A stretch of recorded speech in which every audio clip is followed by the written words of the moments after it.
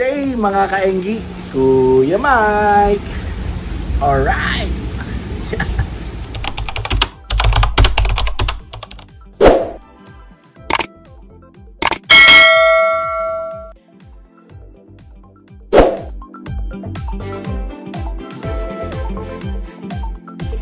Yun mga kaenggi, no? So nakita nyo yung isang tank na pinakita ni Kuya Mike, walang laman. So alam na this. Tara, samahan nyo ako. So, mga kaenggi, no, kaya walang laman yon. Siyempre, meron tayong mga ilalagay na laman doon. At hinihintay lang natin yung delivery. Nilalamog para doon sa paglalagyan ng tangke na yan, no. So, dati nandyan yung ating mga AFR, no. So, tinanggal ko na siya kasi nga namatay na yung mail natin ng mga AFR. Kaya pinagsama-sama na natin dito, no. Andyan na sila lahat, no. So kung meron kayong alam, no, na merong quality na AFR na male, no, kasi sayang naman lalaki ng mga mga breeder size natin, ang gaganda ng mga tail niyan, no, para ma-breed natin ng maayos. Alright, so yung last video natin, no, nag-update tayo dito sa ating mga 2.5 gallons, tapos sinama na rin natin tong 5 gallons sa kainan dito, no. Kung di nyo pa napapanood yun, no, please consider subscribing, no. Like and share nyo na rin tong video na to para dumami pa tayo sa ating community, no. Ayan, so silipin lang natin sila ng konti, kaso lang nagre-reflect no, bago natin pumunta sa main event kasi wala pa si Mr. Lalamove. Nandito pala natin mga 2.5, ano. So hindi ko siya naisama doon sa video, pero alam ko naman na kung sinusubaybayan nyo itong channel na to, alam nyo na mga laman yan, no. So pero for the sake of this video, no, ayan, ito yung full gold Tuxedo Koi HB Yellow ang laman ng mga yan, no. Alright, so, mga kaenggi, no, labas muna tayo at baka nandyan na yata yung Lalamove, no. Alright, ito na yata yung Lalamove. Lalamove! Hi sir, oh, yun. So ito na yung ating inihintay na Lalamove. Alright, yun, no. So lagay muna natin sila dito sa loob, no. Yan, no, nakakita nyo naman mga kaenggi. So bayaran lang natin, lapag ko muna dito, tapos bayaran lang natin si Lalamove bago natin tignan lahat, no. Alright, ito, no, buksan na natin at ilapag na natin dito, no.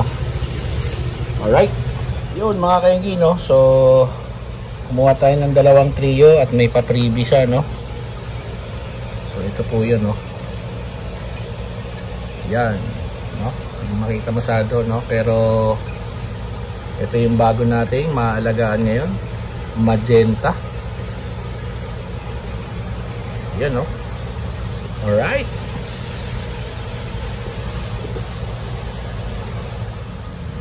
ito mukhang female to, no, na magenta. So matagal na nating hinahanap tong strain na to, no. So acclimate muna natin sila para mababa rin kasi yung binyahe na ito, no.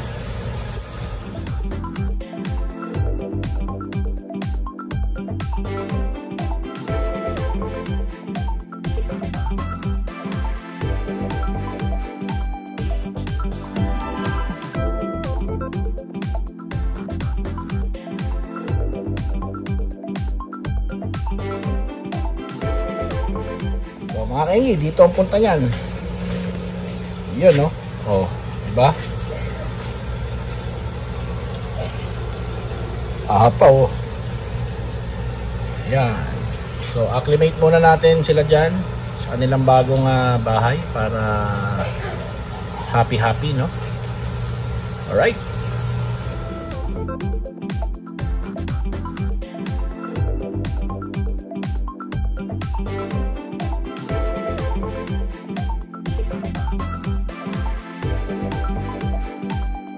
Mamaya mas makikita natin yung itsura no pag na-release na natin yung ating bagong strain no dito sa ating mini farm at sana maparami natin sila no.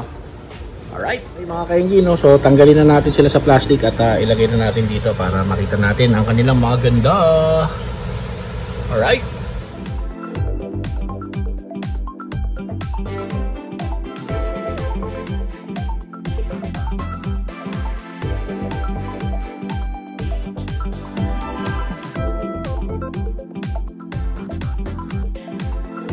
Ito na sila mga kaenggi no.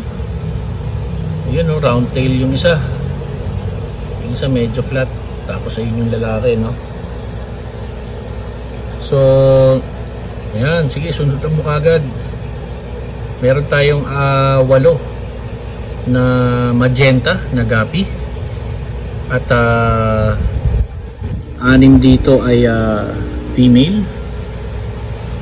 2 male no. So sana maparami po natin sila no. Ayan, sinusundutan niya na no. Sige, sundot lang ng sundot no para mabilis kayong dumami dyan no. Alright. So mga kaenggi, yeah.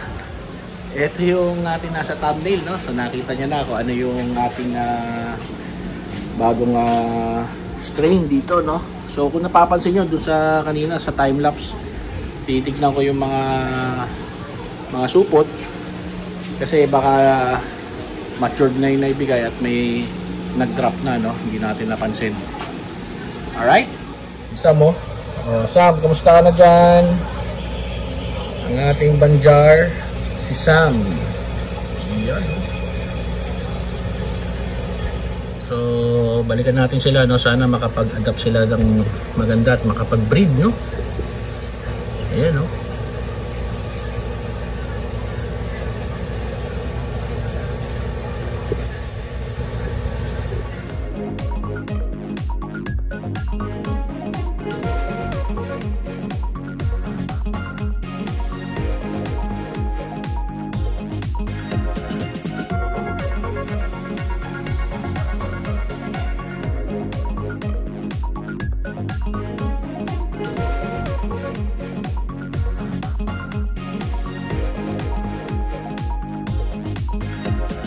So yun mga kainggi, mamaya hintayin natin maggabi, buksan natin yung ilaw, tingnan natin kung anong itsura nila no pagka madilim at white light lang no.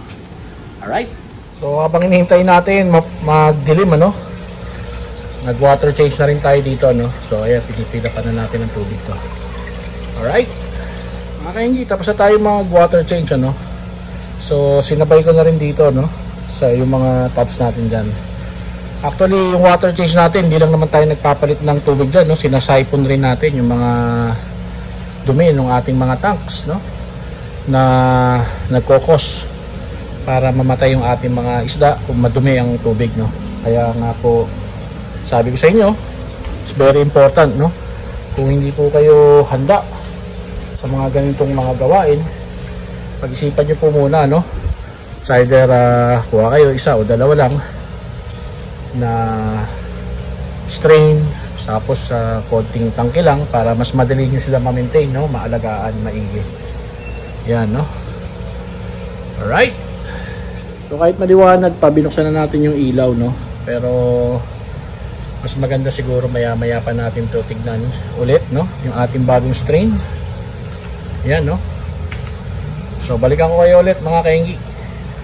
Alright, so ayan mga kainggi no, kanina habang nagwa-water change tayo, naglilinis tayo ng tub, ay may nakita na akong ayan no, isang fry.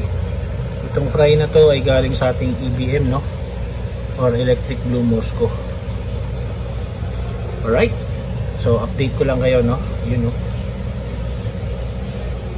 Iiwan na natin yan dyan no, kasi nag-iisa lang naman siya. Yun mga kainggi no, so ito na no. Madilim na at iniilawan na natin. Yan.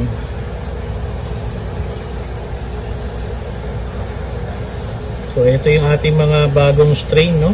Yung magenta na gapi. Yan.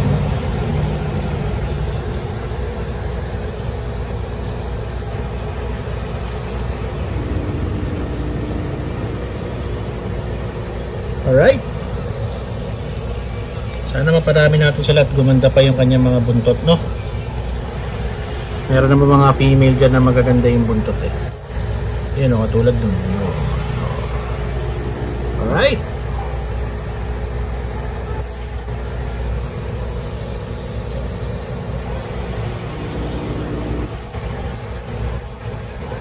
Yan at madilim na mga kainggi, no?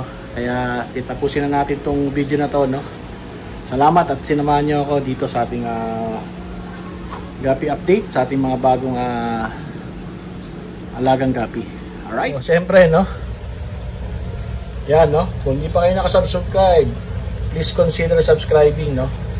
Like and share nyo na rin tong video na to para mas dumami pa tayo sa ating community. Alright?